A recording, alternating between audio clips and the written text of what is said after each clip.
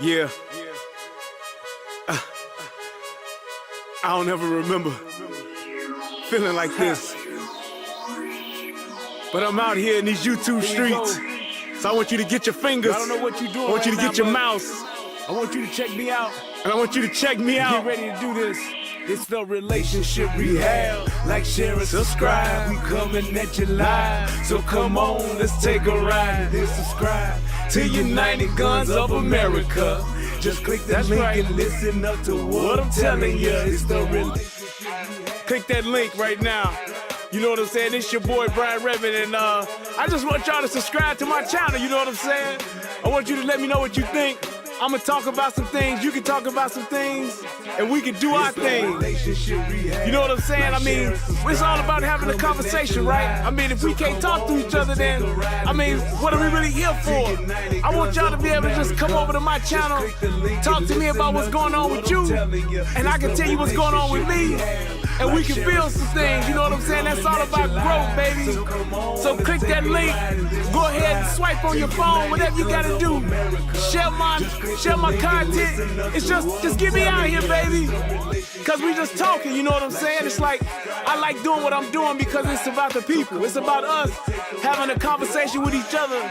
It's about us discussing whatever needs to be discussed. And on these YouTube streets, this is the best place to do it, baby. Like, share, subscribe. That's right. Click the link. Click the link. Yeah.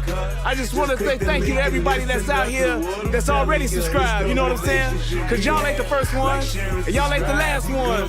So I just want to give a shout out to everybody that click the link, that click the share, and then subscribe to your boy. Cause we gon' blow this thing together, baby. Relationship rehabbing, United Guns of America. To the world, blow up, baby. Yeah. Click the link, baby. Click the link, baby. Yeah. Hey, I just wanted to send a shout out to all y'all. I love y'all. That's why I do this.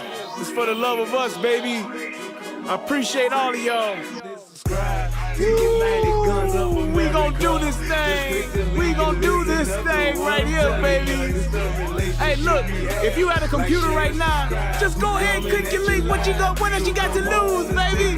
Tell me what you think. Hit the comment section. You can jump on the live panel. We do it all here. That's what it's all about. So come holler at your boy. I've been doing this for years, but I just got onto this YouTube thing. So hey, let's see what it do and where it can go. To United Guns of America. Just click the link and listen up to what I'm telling you, telling you.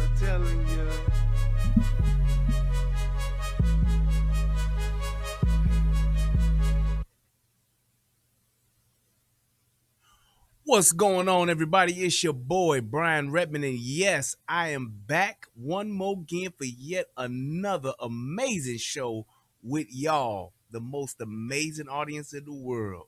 Yes, indeed. The Relationship Rehab and the United Guns of America in the building. We are live, and we about to have ourselves a funky good time. I would like for everybody to click that like button, click that subscribe button, and click that share button if you have not done so already. Most of the time y'all do because y'all so on point.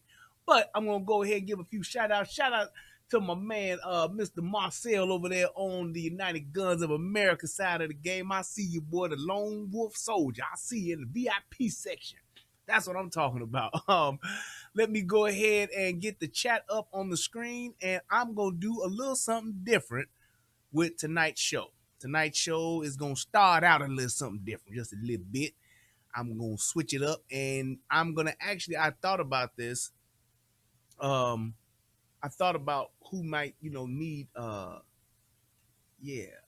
here's what I'm thinking about doing. I'm sorry, I was confused for a second watching my screens. So here's what I'm thinking about doing. So I know everybody can look in the description box and all that kind of stuff, and you can see my email and all that kind of stuff in there. So I think what I want to start doing is, normally when I start a show, I'll either talk about something, a quick little monologue or something like that.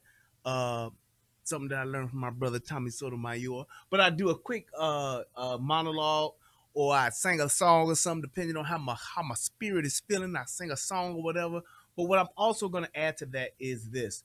if you guys have any questions, whether it's about guns, whether it's about relationships, whether it's about politics, whatever the case may be, and you want my opinion about it, send it to me in an email, or you can send it to me on the Relationship Rehab Facebook page.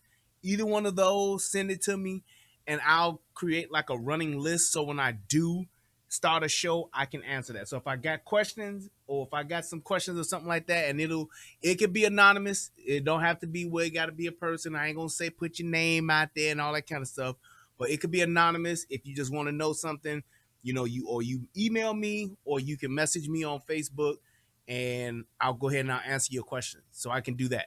So if not, I can't stop singing Godfather. He said bring singing back. I can't stop singing. I can't not do a show and not sing. I got to sing something. It's in my heart. It's in my spirit.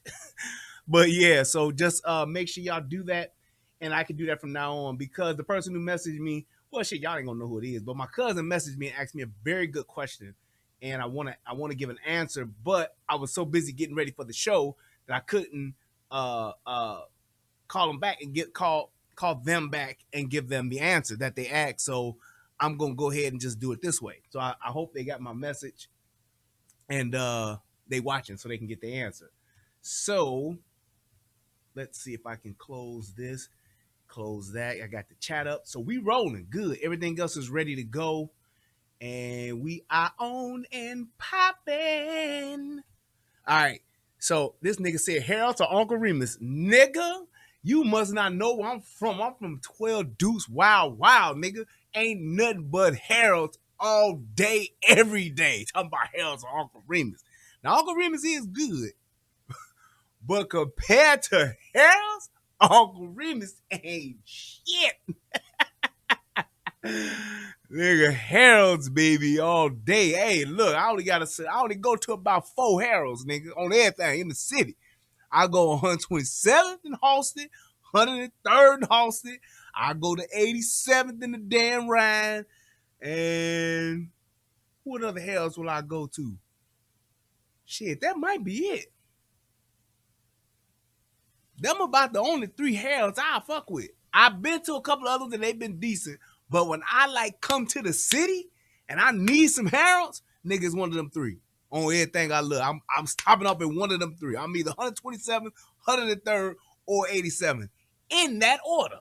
So I'm just saying, that's just me now. That's what I say now. I don't know about them other Harold's out there, but I know that them Harold's is the Harold's to go to. Now, just saying. Now, I don't know about all them other spots. Y'all can let me know who else got good Harold's, but I'm comparing them Harold's to that Harold's. But this nigga got me off track. Let me go ahead and let me answer this question. So, my cousin asked me this question. He says, let me go back. What, in your opinion, is the maximum amount of money a guy can spend on the first few dates with a new girl? Good point to be made. Before he feels like he's supposed to smash, just from paying for the date. So here's the thing.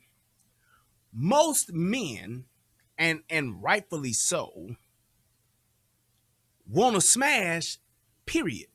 So they gonna feel that they want to smash from the first date. There ain't no man that's paying to go on a date with you that ain't gonna want to smash or have the expectation of smashing.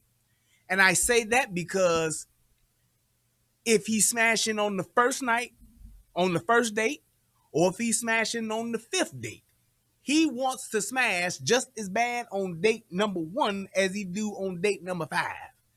So the whole point of a man going out with a woman, it is to smash.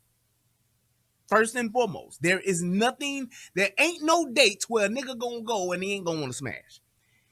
So the expectation is always there. Here's the thing for women, and this is the thing, and I said this is such a very good question.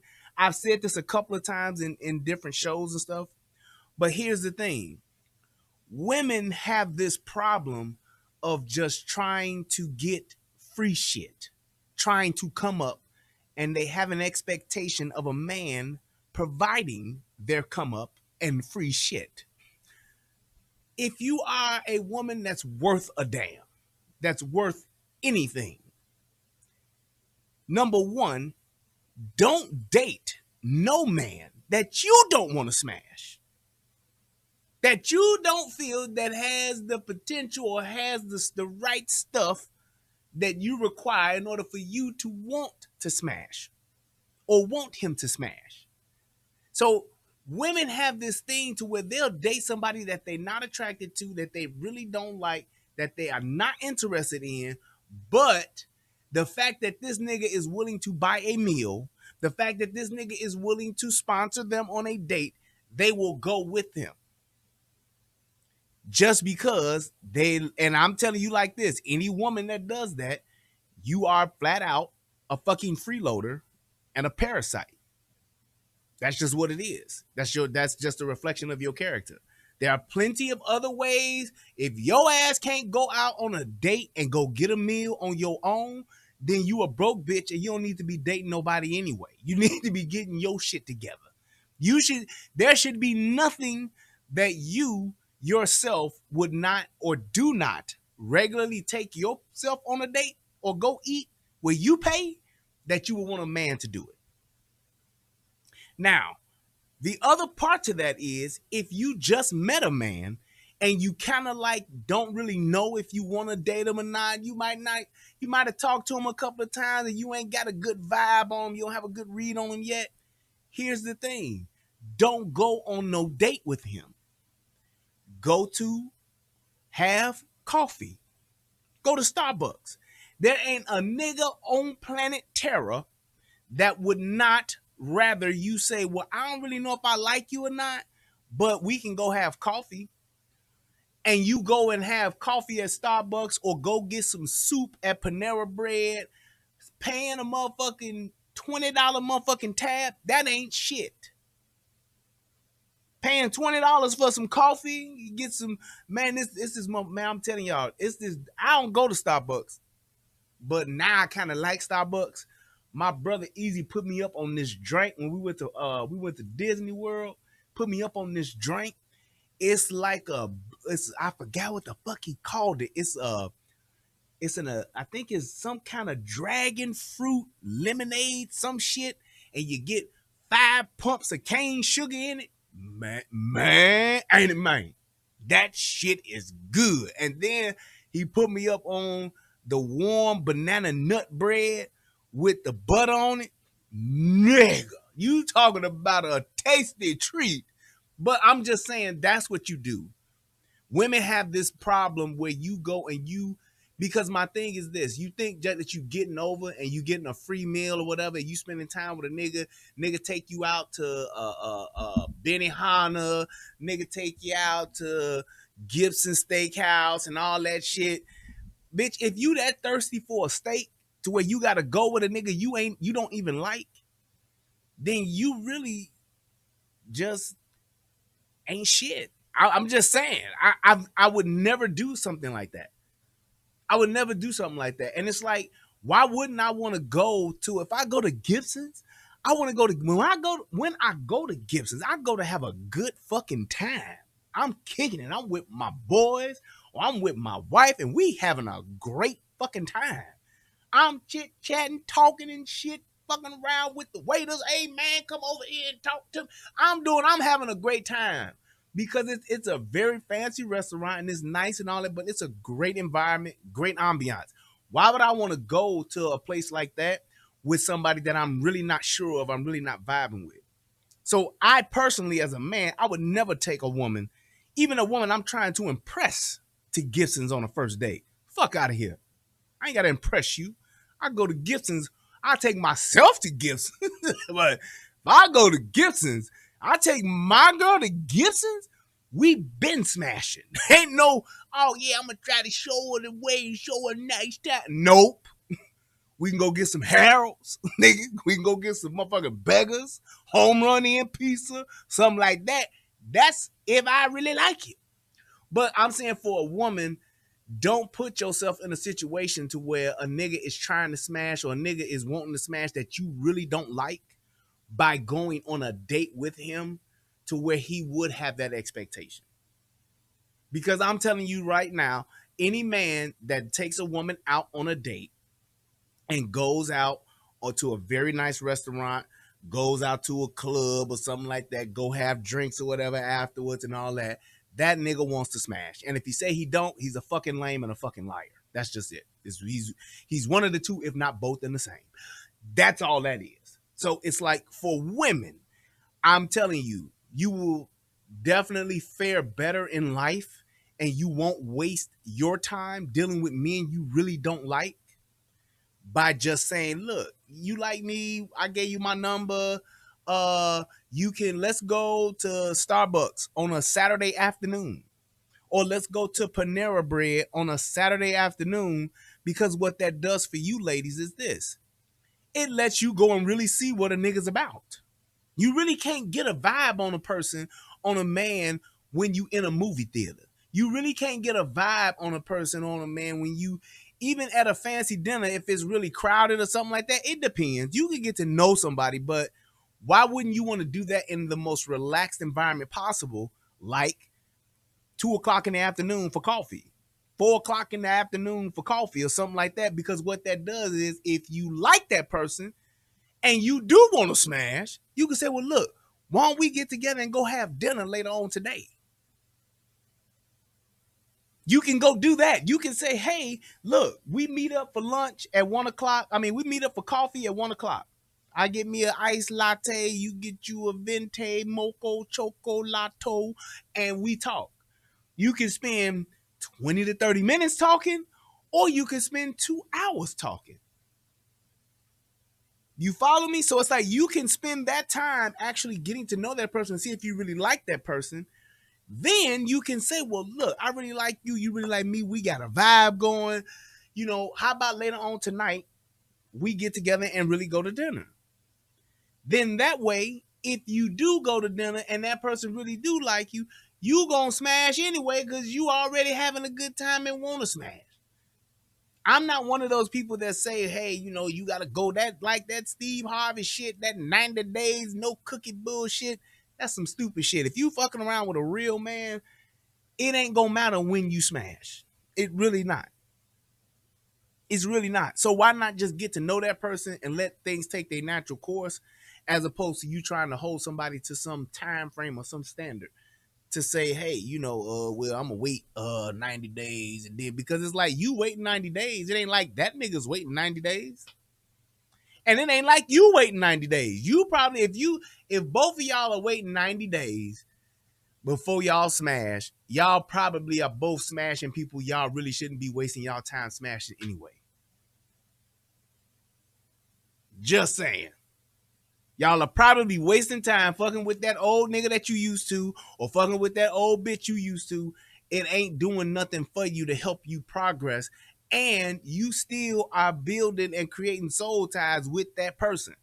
Why not sever those ties and actually put that energy and that time into someone else? As opposed to you saying, well, shit, she ain't leave me no pussy for another 42 days, so I need to go ahead and I'm going to go get up with the old girl. I'm going to go and, find this other bus down and I'm going to do. It's no point in doing that. So I would say this, to answer the question again, to sum it up so we can move on. Don't put a time frame on it. Date a person and vet a person by going somewhere where there's not a high price meal involved. Go to a place and have coffee. Go to a place and have a very light lunch or something like that. Go in the afternoon or in the late afternoon at the latest, not 7 o'clock, not 6 o'clock, but you need to go somewhere before 3 o'clock so that you can still have the rest of your day to yourself. If he's a bum and you don't like him, or she's a bitch and you don't like her, y'all can be like, look, this was all right, but I'm out. I guess I got a thing. Yeah, I know I only play. It's only coffee. So 30 minutes, for an hour maybe, and you can ride out. And it's not something where you feel like, damn, I done dropped $250 on this motherfucking meal and shit. And meal was all right, but the company was terrible. You don't feel that way. And the same thing with a woman. you know, you feel like, damn, I done had this nigga take me out. We done went to this fancy ass shit, and I don't really want to be with this nigga, but I might, you know, goddamn. So it's like you don't have to be in that situation where you feel like you gotta put out or you gotta do something because of what the money that's been spent.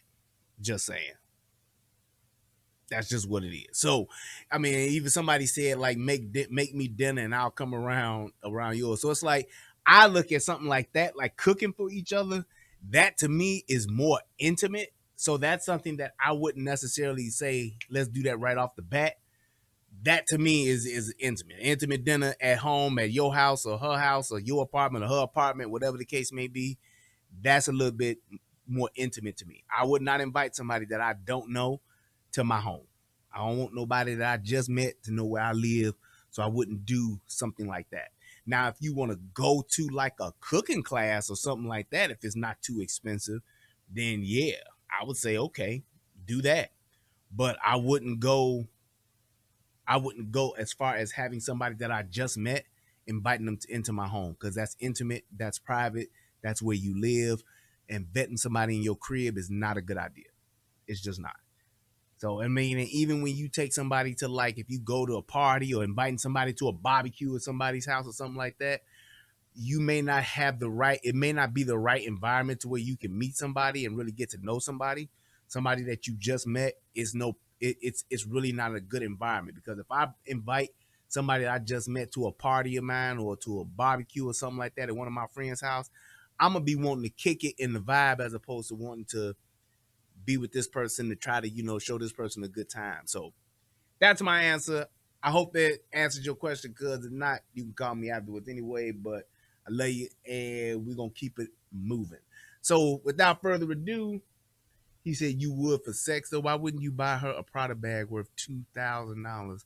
Why are you smashing a stranger then? You bring a stranger to your house to smash, but not to cook. I'm talking about for a woman, the Godfather. It's not a good idea for a woman to bring a man to her house, even to smash. You don't, a nigga that you just met should not know where you live. I'm just saying, you can go smash at a hotel. You can go smash at a motel.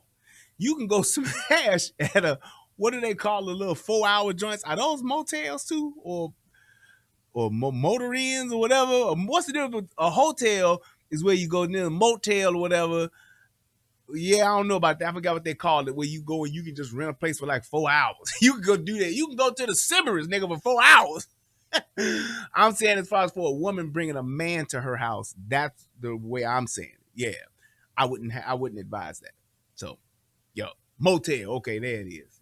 Yeah, I wouldn't buy that life like that. So, sorry, I don't know all the ins and outs. Pay motel, you pay by the hour. Okay, there you go. So yeah, you doing that if you just gonna smash. You know, whatever. You go to the right park, you can go drive to a park and smash, unless it's at a park in Atlanta where Mr. Brooks is at, because Mr. Brooks gonna give your ass that ticket or he gonna lock your ass up. I'm just saying.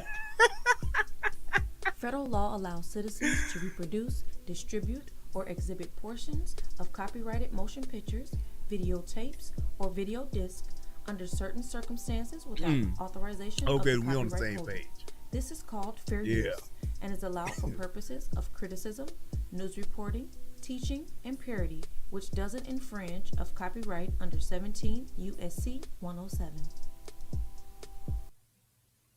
Yeah, conservative made a good point that I must acknowledge. He was like, even for men, you really shouldn't do that because there's plenty of setup bitches out here. Hey, man, look, let me tell y'all something, man. The way that the dating game is today, I don't know how y'all do it. I would never. I'm telling you right now, to be in the dating game today with the shit that y'all up against, I don't know how y'all do it, man. It's because it is a lot of that shit going on. Even when you got a motherfucker like Cardi B drugging your ass and robbing you and shit like that, like, god damn, we can't even go out, we can't even go out. You trying to rob me? You want to rob a motherfucker, stick a motherfucker up, get me robbed or whatever?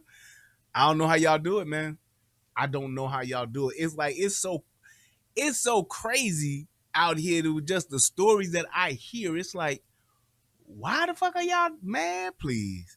I wouldn't. That's why I wouldn't even be mad at somebody who did an arranged marriage or some shit or brought a motherfucking woman over from some third world country. You fair off. You got better odds of being successful at that than trying to find a motherfucker out here, especially an older motherfucker out here, a person that's past they 30s, the motherfucker that's as well into their 30s, trying to find and have a really functional and sustainable relationship with somebody like that, man, please.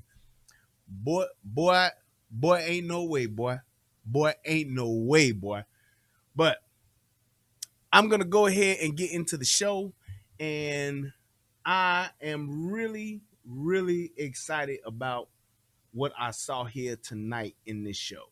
I mean, in this video, because this video was really something that was so well executed.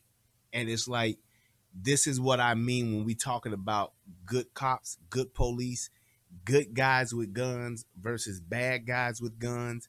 This is just that shit. This dude is like, I'm talking like, you can't ask for a better motherfucking police officer to execute in a situation like this the way that this man did. I'm just saying. In just my own humble opinion, you can't ask for. I mean, you just cannot ask for better. I just don't see it. So hold on 1 second. Let me get my. Yeah. I thought I had my news story up, but I don't think I do. Nope, I don't. There you go. Pull this back up. Yeah.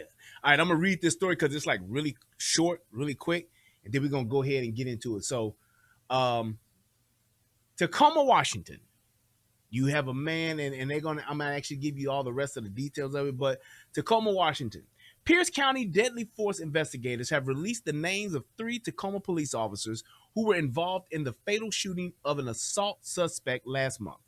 Officers Jose Figueres,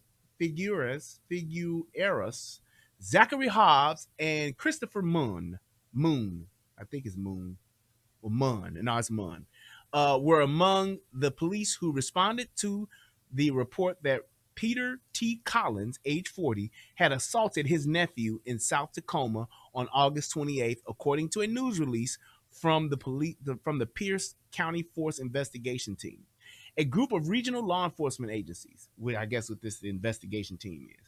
Dispatch recordings indicated that Collins exchanged fire with police after officers developed probable cause to arrest him. The medical examiner's office ruled his death from a rifle wound to the chest a homicide. All 3 officers were on administrative leave as of Monday, per department policy, according to department spokesperson Wendy Haddow. Munn, 38, has spent 6 years with the department. Figures, 32, has spent 4 years with the department, and Hobbs, 27, has spent 3 years with the department. So you got 6, 4, and 3. So you got some people that's been there a little bit, got a little seasoning on them. Ain't no real, old veterans or true veterans, except for probably Munn, who probably he's been there 6 years. So we'll give him veteran status. I consider a veteran anybody that's been there 5 years or more. All right. So that's just me. Police investigators have not disclosed which officers fired the number of shots or whether a weapon was recovered from Collins, but actually it was, and we'll see that. Lakewood Police Lieutenant Chris Lawler, a PCF, that's the Pierce County Force Investigation Team, public information officer, told the News Tribune that video and additional details regarding the shooting are forthcoming. The release of the officers' names came about 3 weeks after the deadly shooting, which was initially announced in a statement from Tacoma Mayor Victoria Woodard. All right, so that's pretty much what happened. Police showed up, had this dude on a fucking assault charge, and from there, my man went and said, "No, I'm not going. I'm going to shoot at y'all police." And the police said, "Okay, we're going to run around for a little bit, and then we're going to shoot you." That's pretty much what took place. So We're going to go ahead and we're going to watch what they did with the news clip, and then we're going to see the actual footage of the shooting. And yeah, let's see. Here we go. Boom, bam. What started off as a routine call quickly escalated to a deadly shootout in South Tacoma in August. Officers responded to a domestic violence call on South Monroe Street after a man called 911 and reported a relative of his assaulted him. Ring camera video released by the Pierce County Force Investigation Team shows Peter Collins yelling at someone before cutting to body cam footage from an officer instructing Collins not to go into a car. Soon after, the shooting starts. He's in the back of the house. The video cuts to another scene where shots are heard while the officer says Collins has a long gun over his radio. He has a long gun. Get units here. Investigators say Collins left the area with 2 semi-automatic rifles. Boom. So I want you to see what he got now. This is what the guy got. That is not what the officer has. He got 2 semi-automatic rifles and a handgun. That's a 45, a 300 blackout, and a 223. This is what the guy had. This is what Peter Collins had. This is what he was shooting at the police with, was that right there. My man, right, he said, Aaron said, boy got some toys. I'm telling you, he got some toys with him, boy. He got some musical instruments in his bag. So this is what the cops are up against. This is yet another reason why I've always said I don't give a fuck what these police officers or these police departments got as far as resources or funds. Y'all need to do a canned good drive. Y'all need to sell some candy. Y'all need to do some kind of fundraiser to where every police car should have an AR-15 in it. Period. Point blank. This is exactly why AR-15s are so fucking important in our country. 2 handguns, and a large amount of ammunition. The video then shows another officer driving to Collins' location and pulling a rifle out of his trunk. After multiple shots are heard, the officer fires once in return. Are those shots coming from the outside? I don't know. X-ray 316, shot fired, suspects down. Sergeant Darren Moss of the Pierce County. Yes, sir. 1 shot. 1 shot. I got a shot, and it's not a pistol. He did have a shot, and it was from an AR-15. 1 shot. Yes. 1 shot. I'm telling you, my man is cold-blooded. County Sheriff's Department says this kind of dangerous situation can be prevalent in domestic violence calls. You're walking into a space where you've never been, but they have an advantage over you. So if they have a hiding spot or a place that they can get to before you're able to find them, you know, those are one of the things that we have to think about. But again, with domestic violence being one of the most common calls for police officers to deal with, again, it can be most volatile as well. Y'all heard that? Y'all who always say, what's the worst call that a police officer goes on? It's a domestic violence phone, not phone call, but a domestic violence 911 call. It's the worst one because you never know what the fuck is going to happen because it's such a high emotion and close relationship type of call. So it's like, man, it's crazy. But my man came out here and he got busy. Well, The team investigating the shooting says that Colin has 2 gunshot wounds. One appeared to be from an officer and another appeared to be self-inflicted. The Pierce County Medical Examiner's Office ruled Colin's death a homicide from a rifle wound to the chest. Now, I don't know about that, how he has these 2 shots out, why he would shoot himself. I don't know what the hell that's about. But nevertheless, I would probably bet that the AR-15, 180 yards away, was the one that did him in. Just saying. The investigation is still ongoing. But for now, we're live in South Tacoma. Lionel Donovan, King 5 News. There it is. So, that's just the gist of what happened. Now, here's where the magic is. The execution of this officer is something to definitely be not only applauded, but it needs to be broken down so you understand what type of testicular fortitude and training it takes to do this. This ain't no shit off TV. This ain't no trick photography. This ain't no green screen. This ain't no movie shit. This is real life. And I know that this dude, he's got to be military trained or he's just a hell of a shot. But let's go. On August 28th, Tacoma police officers responded to the 6700 block of South Monroe Street for a 911 report of a physical domestic assault. That means somebody got the throwing hands. Try Jesus, but don't try me, because I throw hands. That's what went down. The suspect was identified as Tacoma resident Peter Tyler Collins.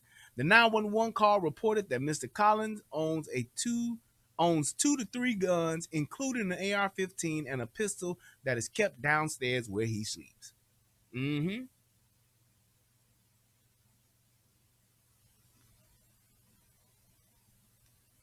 Officers arrived on the scene and met with the victim at a safe distance from the residence. Details of the assault were provided to officers, and footage from a neighboring ring cam showed the assault. Probable cause was established for Mr. Collins' arrest. So it wasn't the way they just showed up and said, "Booyah, you under arrest." No, they had plenty of evidence and probable cause to do that.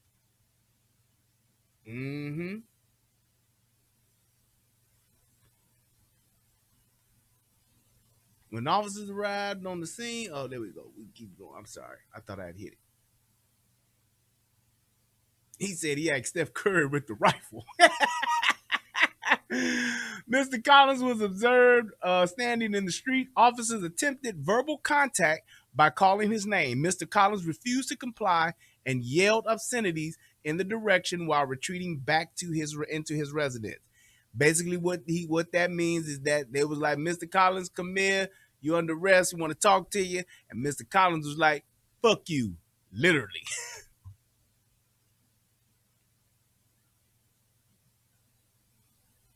Stop calling me. Stop calling me by my fucking name. There you go. We ain't friends, so don't call me by my fucking name.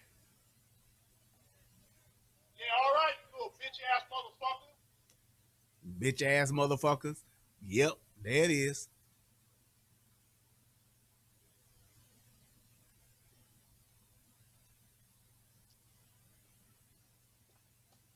See, he ain't even playing with him. I got something for your ass. Officers attempted to reposition themselves in strategic locations around Mr. Collins' residence, including an alley accessible from a ground level door to the rear. At 2:46 p.m., broad daylight, officers Figueres observed Mr. Collins at the rear of a vehicle near the back door of his residence and tried to engage him verbally with directions to show his hands and come out. Mr. Collins refused to comply and is seen quickly moving towards the rear of his residence. 20 seconds later, Mr. Collins fires several high-velocity rifle rounds at Officer Figueres, who returns fire. So basically, he decided, fuck that, and he decided he was going to shoot at the police. There it is.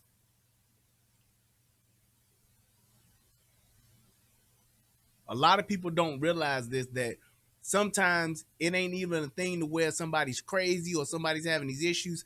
Sometimes motherfuckers just don't give a fuck no more and say, "Man, fuck that. I ain't going to jail. I'm not going to get arrested. I'm going to let your ass happen." See how far he is? Let me see your hands, man. Come on and talk to me. He's over here in the alley. Do not get in the car, man.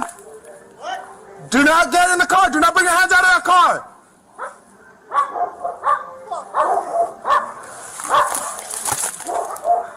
So now you look at the tone of what's being said here. They're trying to talk to him, trying to get him to come. "Hey, man, look, man, let me talk to you.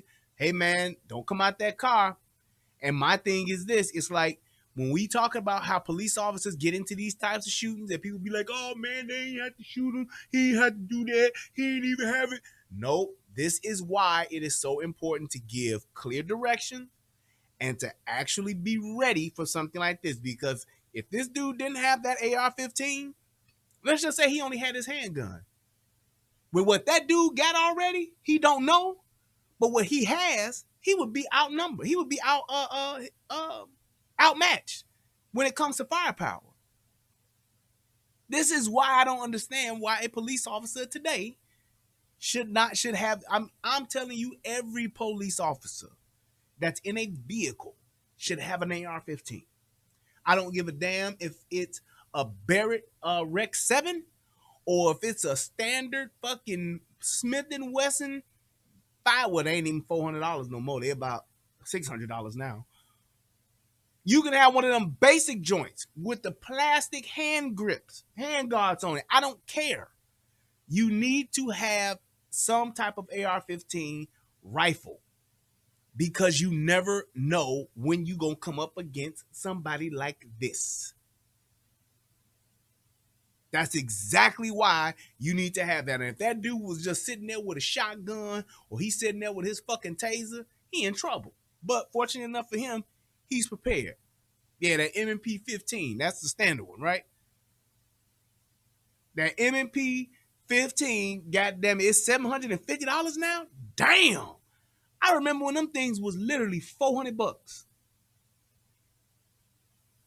I remember when, and that wasn't even that long ago. That rifle is $750 now? Damn. That rifle was it was one of the most highly purchased rifles because of that. It had a good name behind it, Smith & Wesson, and the motherfucker was just I'm talking, this shit is standard. Like, ain't nothing extra on this motherfucking rifle. But it was a decent rifle to have. You want an AR-15, it's your first one. You ain't trying to go all out and get you nothing nice. You ain't trying to spend $1,500 or $2,000 on a rifle. Here you go. I was recommending that rifle to all entry-level rifle shooters. I would say, you want a rifle, it's your first one, you don't really want to get, you just want something basic, get your M&P 15, or you can get yourself the Saint. The who makes that? Goddamn, Springfield. Get your ass a Springfield Saint. Those are my 2 starter rifles that I was recommending to people. That motherfucker is $750 now? Jesus Christ. The Saint used to be like $5. The Saint, yeah, the Smith & Wesson was like $4, and the Saint was like $500. Wow, that's crazy. What up with it, ACG? Shout out to all my truckers out there. A black hatchback just pulled out of the back of the house. He tried to get something out of the trunk, and he's in the back of the house. Shots fired! Shots fired! Shots fired!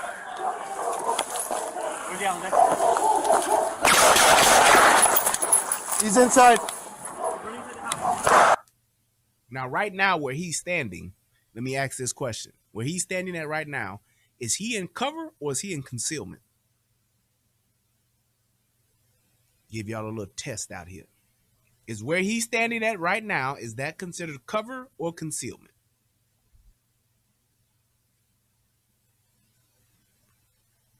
Very good. Very good. That is concealment. Reason why is because a 223 round or a 300 blackout can get through that foliage. Foliage is not cover. It is concealment. So he's in concealment. He needs to be trying to get to cover. Concealment is secondary. Cover is primary. First thing you want to try to do is get to cover. That means some shit that stops bullets, not some shit that hides you from your target. I mean, from the person who shoot at you.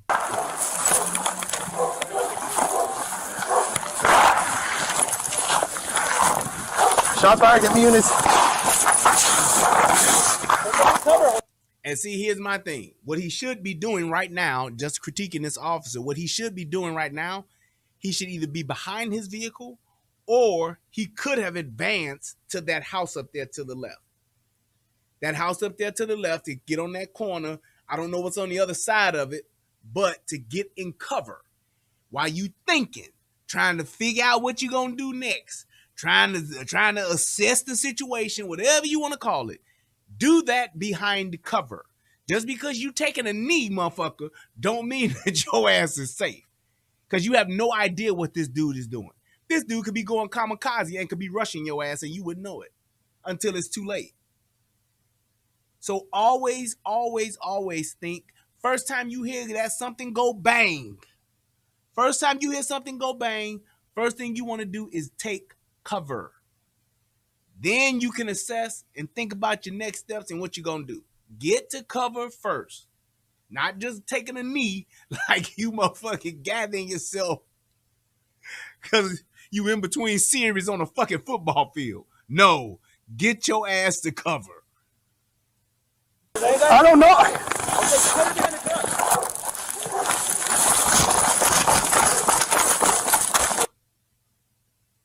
Here we go. After maneuvering out of the line of fire, right, officers maintained their positions at 2:58 p.m. 1 minute, 51 seconds later. Mr. Collins fires a second volley of high-velocity rounds towards the officers. Give them a volley. Yes, he sent a volley of rounds downrange to these guys, to these fellow officers. So you have to be ready for this kind of stuff, and you got to think about this from a police officer's perspective. It's like you're trying to figure out what you're going to do, but whatever you going to do that shit from cover. Like, bam, bing, bong. See where he's at now? Bing, bong. He's in cover right now. And he's actually in a good spot because he can now do what we call slicing the pie. And he can actually like inch out and try to get more sight while still keeping his body covered. He can go out and try to see where this motherfucker's at and can actually now lick some shots back at this motherfucker. See what I'm saying? So it's like, that's why that's so important, to be aware of what you're doing and what you're going to do next and where you're at when you're figuring that shit out, because that's really what matters when it comes to being in a gunfight, which these guys are now currently in, is having good position and actually being able to assess and see what it is you're doing and know why you're doing it. Not just, oh, I'm just here, I don't know what's going on. Nope.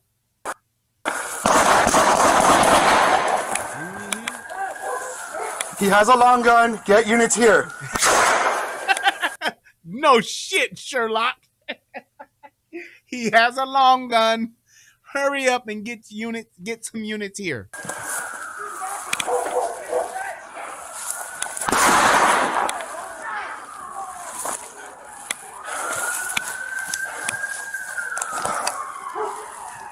I have no angle. All right, cool. So now Officer Hobbs is positioned to the north of Mr. Collins and returns fire. So let's see how that works out. Now you see where he's starting from? Hey! Hey, go! Yeah, just back that shit up, boy. Boy, you in the hood, won't you back your ass up? Boy, you gonna get shot, you better back your ass up. So you see how quickly this shit changed? It's like when you going somewhere, in the words of one of the old coaches from Little League, he used to always tell his kids when they stealing bases to get there. Shout out to Terry Houston. Get there! Jerry Houston.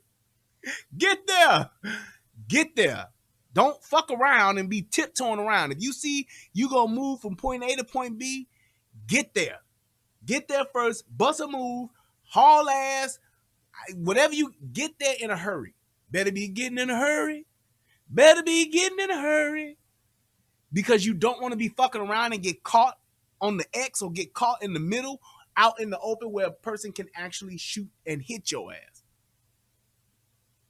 So don't get there and then get down. Get to cover first. Get behind whatever you're going to get behind. Then go back and try to inch out and take a peek and see what's going on.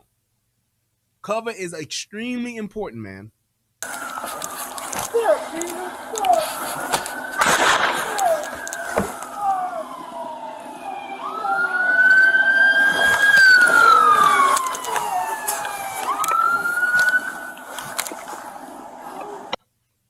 Now, I do like the fact that these guys stay cool and stay calm. They weren't doing like some officers would do in a situation like this, where they'll get frantic as fuck and just get to shooting and shooting blindly. like they fucking Tupac and Me and My Girlfriend. I trust you dearly, I shoot blind. No, you're in a gunfight, and just because somebody's shooting a bunch of times at you, don't mean that you necessarily have to shoot a bunch of times at them. You need to know what you're doing and why you're doing it, and understand what is where your target is. You have to understand your target, where it's at, and what's beyond it. That's why the that shooter that was in fucking Breonna Taylor's case, the stupid motherfucker that just shot blindly into the house that was around back or whatever, he did some really dumb shit. Like them officers that was driving in that car chasing these dudes, and the dude started shooting through the windshield as he doing 70, 80, 100 miles an hour. Really dumb shit. So it's like, definitely make sure that you know what you're doing and why you're doing it, and be aware of where your target is and what's beyond it. Mr. Collins fled the area on foot, armed with 2 semi-automatic rifles, 2 handguns, and a large amount of ammunition. Officers were unaware that Mr. Collins ran east down a private walkway and attempted to enter a residence demanding a vehicle. So he was trying to get on the move on some GTA shit, which was thwarted by the homeowner. Mr. Collins continued to flee and eventually ran to the 6700 block of South Madison Street. So for those of you who may not know, thwarted means that the neighbor was like, hell no, you ain't taking my car, nigga. That's pretty much what that meant. So yeah. So it's like now he's down the street and he was actually trying to get a vehicle so he can get the fuck up out of there, since I guess he didn't have the keys or wasn't able to get to his car and drive off.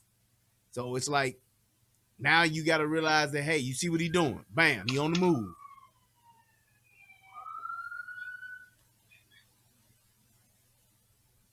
Yep.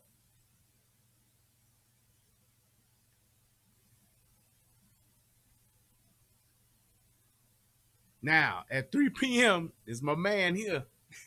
This is when Shaft showed up, baby. At 3 p.m., Officer Munn arrives at the 6600 block of Madison facing south.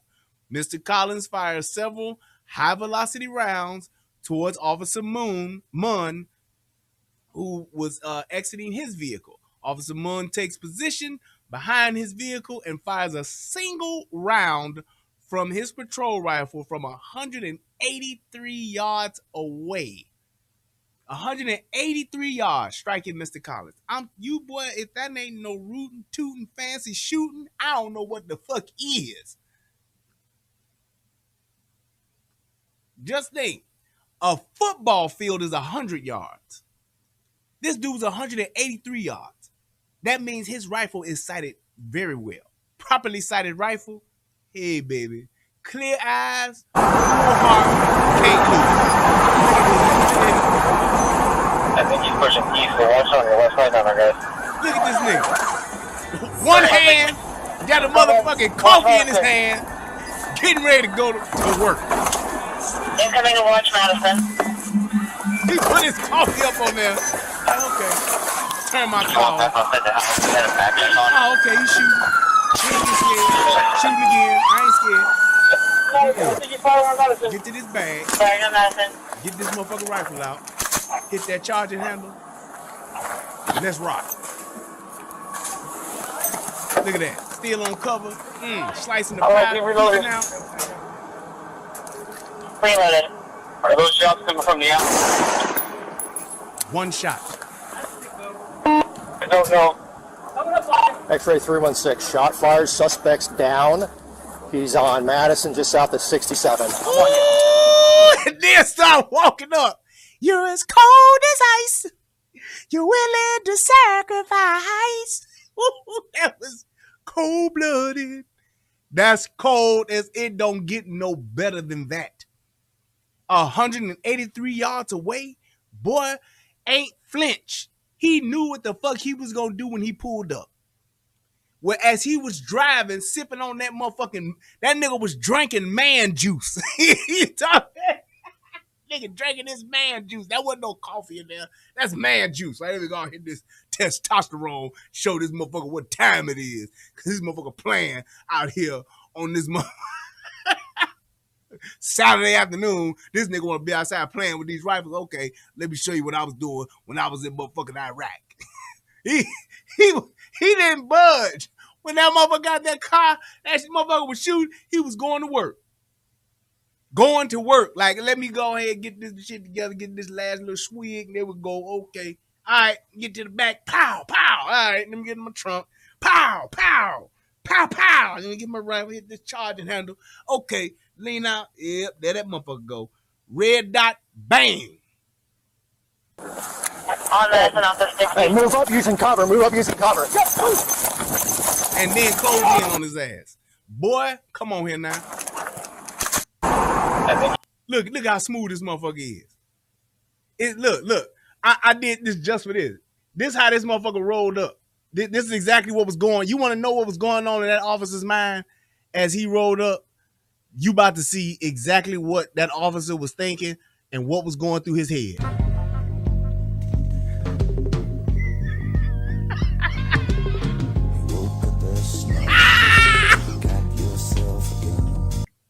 That's what that officer was doing. That's exactly what he doing. Look.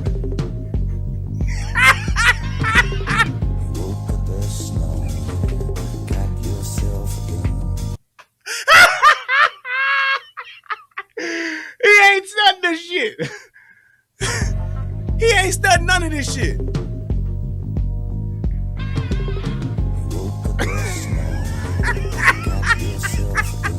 All right, he reloaded. Reloaded. Are those shots coming from the out? Y'all know I'm good at what I do. Y'all know I'm good at what the fuck I do. Come on here now. Come on here now. That's what that motherfucker was going through his mind when that shit went down. That motherfucker was like, hey, I woke up this morning, I got myself a gun. I'm ready for this shit. Whatever the fuck y'all want to do today, we can do it. Cause I'm ready. I got my man juice here. I got my rifle in the back. I got ammo.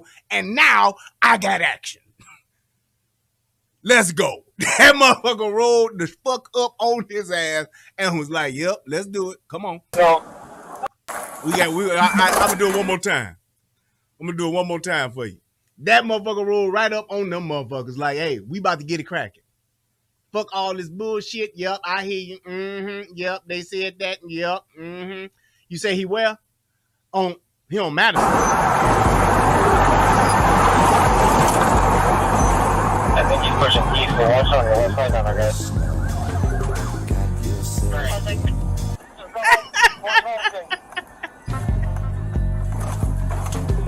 Incoming to watch Madison.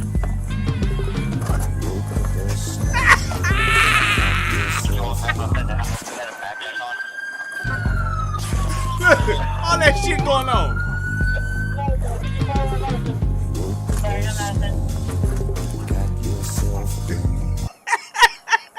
You looking at that motherfucker where he at? There you go. Okay. All right, he reloaded. Reloaded. Are those shots coming from the out? There it is. One shot, nigga. That's it. X-ray 316. Shot fired. Suspect's down. He's Suspect on is Madison, down. just south of 67. I'm on you. On Madison, off the 60. Hey, move up using cover. Move up using cover. And I'm telling you right now, that is a shot that you can make when you practice that shot. 180 yards away with an AR-15, that is not a hard shot if you practice with your rifle. I'm telling you, that is not a hard shot. If you practicing with your rifle, you can have that type of confidence to know I can hit me a motherfucker 200-300 yards away. I can stretch out right now with my rifle and my red dot on my rifle, and I got a magnifier on mine, so I can probably get out to at least 5. Easy. easy I can get out to 5 with my magnifier. But just my standard red dot on my rifle definitely can hit anything within 300 yards. Definitely. Now, when you talking about like sniper rifle type of shit, now you talking about you stretching out 1,000, 1,500 yards and so on and so forth and so on. But a 200-yard shot, 180-yard shot away, absolutely. As God about to say, sweep the leg. Absolutely. No mercy. You can definitely get out there with that. Definitely. Right, James? You got to qualify with 300 yards with just iron sights. Let alone a red dot. Oh, yeah, you can get out there with it. Definitely. Oh, damn. Thanks, CJ Gunn, for putting up the whatchamacall. I appreciate you. Need to pin that to the chat. I didn't even see that part. But here we go. Officers moved up and contacted Mr. Collins, removing a handgun from underneath his right hand. Medical aid and life-saving efforts were attempted by police and fire personnel. There it is. There it is. There it is. What you gonna do when you grow up? It's like they did everything they could. You can't play around with motherfuckers like that, because here's the other thing too. While this dude is sending volleys of rounds around the neighborhood, you don't know who the fuck. It can go into somebody's house. It can go into a car. It can hit a kid or anything.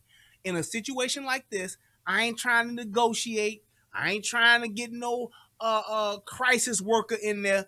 I need to put this guy down. Plain and simple.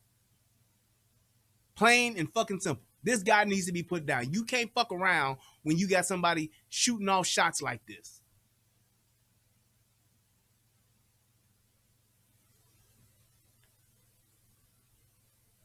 You just can't. Shout out to my man Jay Turk. Hit your boy with $15. That's what's up. Thank y'all so much for hitting that cash app. I really do appreciate it. Or the PayPal, whichever one you decide.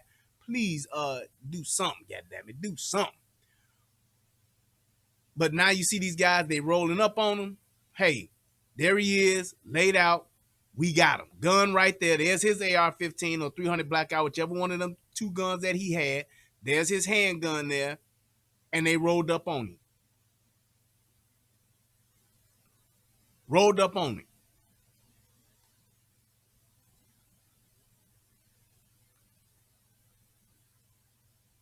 So it's like, this is one of those things he did have 2 handguns. Damn. Yep. There it is. It's like that's an open and shut kind of thing.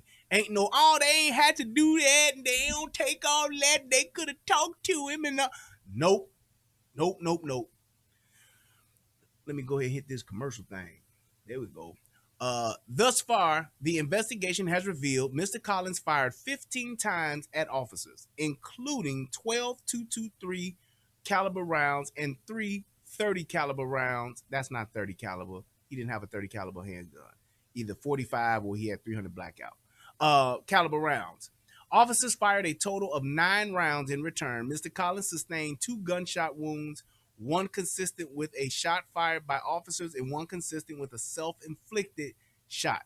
Please refer to the Pierce County Medical Examiner report on details on Mr. Collins' wounds and the manner, cause, and cause of death. Now, my thing is this. I believe he could have shot himself accidentally, or he could have taken his life purposely. I don't know. Depending on where that gunshot, took place. If them saying it's self-inflicted, he could have shot himself and been like, fuck it. He could have. He could have just been like, man, once dude hit his ass with that motherfucking 223, he could have been like, fuck it. Shout out to my man Mick. Hit your boy with $10. Thank you, brother. I appreciate you. So it's like, it's one of those things to where that dude could have done it, but it's like, you have to understand that in spite of people's mental health issues, and I keep saying this because people always have this thing about people that got mental health issues. We can't wait to see what you gonna do to try to figure out your level of crazy. That's police officers and civilians alike. Y'all got these crazy ass relatives that think they gonna, they want to wild out one day because they ain't taking their meds, whatever the case may be. We cannot afford to wait to see what you're gonna do. We just can't, because lives are at stake. That crazy person that you try to figure out what they gonna do is gonna be the one that's gonna stab four more people. That's gonna stab one other person while you trying to wait and talk to him and calm them down. That crazy uncle that's saying he can't stand y'all and he tired and he gonna kill everybody. Now he gonna shoot somebody else. Now he gonna stab your auntie too. He gonna kill everybody in the house until you stop him. When people go this far and they cross the line and there are lives at stake, you have to go ahead and do. I mean, and it's not a thing. It is referred to as 30 caliber. I didn't know that. You just educated me on that, Wolf Bear. I thought 300 blackout was 300 blackout. But it's like you have to realize that is something where, hey, you cannot risk other people's lives trying to figure out what the mentally unstable person is going to do. You just can't. That's just it never works out for the best. It just doesn't. Hoping and wishing and praying that this person is going to do the right thing, you will have several people that will lose their lives, or you will have a police officer who will lose their life or get injured or whatever the case may be, because you're trying to wait to figure out what a mentally unstable person is going to do. That makes no sense. Unfortunately enough, when it comes to somebody being in a situation where it's life or death or grave bodily harm, you have to do the most extreme level of force, and you have to use deadly force to stop that person. You just do. That's just like the crazy dude who had the guy that was like Thor in the motherfucking McDonald's had pulled out a fucking hatchet. And started smashing shit. Thank God I don't eat McDonald's. I'm so glad the Lord delivered me from McDonald's. I may have McDonald's once a year, if that. It's been a couple of years since I've had McDonald's. But had I been in that McDonald's, especially had I been in there with my children or my family or my wife, whatever the case may be, the minute my man would have got to fighting, I'd have been trying to leave. But because of what happened in that video, the minute that dude pulled out that hatchet, I would have shot his ass. I would have shot him dead. I'm not going to sit and wait to try to figure out what the fuck a man with a hatchet is going to do while he's smashing tables and breaking glass. I'm not going to figure that out. I'm just not. You might get a warning, but I'm not going to give you an opportunity to fuck me up, my family up, or whatever the case may be. You ain't going to throw that hatchet at me like you fucking Thor and then hoping that it come back and that's it. Nope.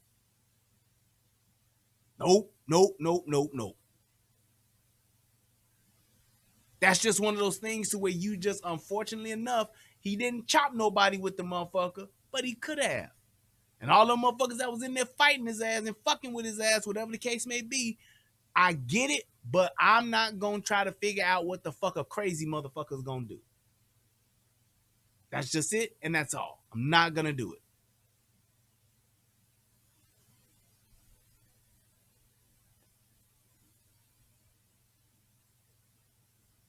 You have to take into account of what the totality of the circumstances are. Because if something in him did snap and he just decides to start playing Hatchet Man and want to fuck people up, people are going to be hurt or people are going to die. Plain and simple. There's another picture of all the shit that he had.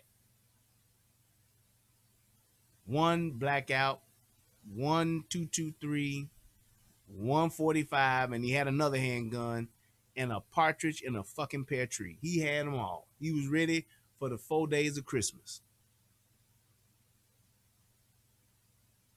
Just saying. Just saying. That's just one of those things to where you really can't let these people that are mentally unstable decide what's gonna happen when it comes to who's gonna live and who's gonna survive. You really can't do it because it's gonna probably be the innocent person that winds up not making it, or it's gonna be the law enforcement officer that winds up not making it. And all that crazy person is gonna do is say, I was crazy. and then they're gonna wind up being in a mental institution, and that's it. That's it, and that's all. See, Mick said, I got a friend 15 plus years, that's his favorite close combat weapon. Can be used to knock out folks and hack them up. You can fuck somebody up with a hatchet, man. I'm telling you. Like he said, close quarters combat, you got two ends that you can hit, that flat edge and that sharp edge. Nigga, I could break your motherfucking clavicle and chop your motherfucking jugular at will.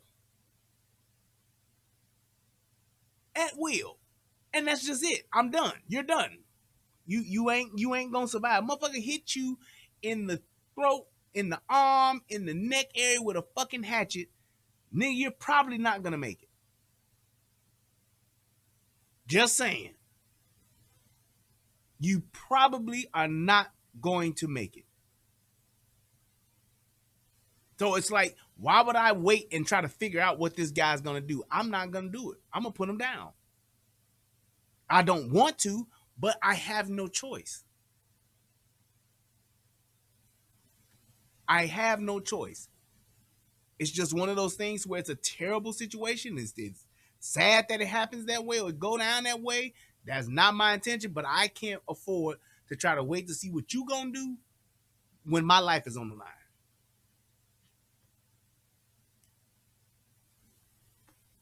I'm gonna keep the cards tilted in my favor. The scale's gonna be tipped in my favor before I let them be decided by you. I'm sorry, I'm just not gonna do it. And I would recommend that for anybody.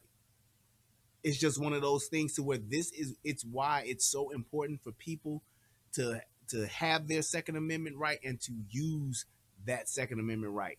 Be ready for the worst. For those of you who can't carry a gun, who are not mentally prepared to carry a gun, I understand. But for the rest of us, not only should you do it, but you should also be prepared for having it. Go to training, make sure that your gun is properly cleaned and is functioning well.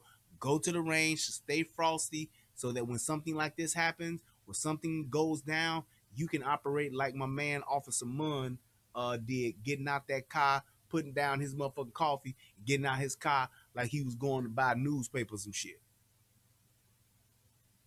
He didn't flinch. He didn't falter. He didn't waver not once in that whole transition. From him driving, pulling up, putting his coffee on the dash, putting his car in park, getting out, grabbing his AR, taking cover, leaning out, boom, one shot, he dead. That's just it. So you have to realize that how important that is, because you don't want to be in a situation to where you have to do something like that and you're not ready. You're not ready. You miss, or somebody else gets shot because you hesitated, because you didn't go out and just execute and get this person put down. As bad as it may sound, as what would you say, as no compassion, not compassionate enough. No, I don't have time to fuck around with this guy to see what he thinking and what he gonna do, because their lives at stake, mine and other innocent people. At the end of the day, he brought this on, and he was the one who set this series of unfortunate events into motion. He did. So it is what it is. I think that's pretty much it, and we covered it all. Man, I made a good time. If y'all got any questions, please put them in the comment section now, and we can wrap this up. I'm gonna drop another commercial in here and get my my commercial pennies together. And please hit that donate button, and we're gonna get on up out of here.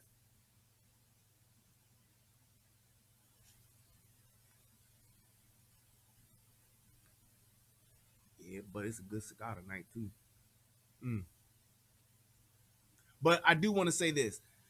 Shout out to this officer. Shout out to the execution of what this officer did. He brought an end to a situation that could have gone really, really bad.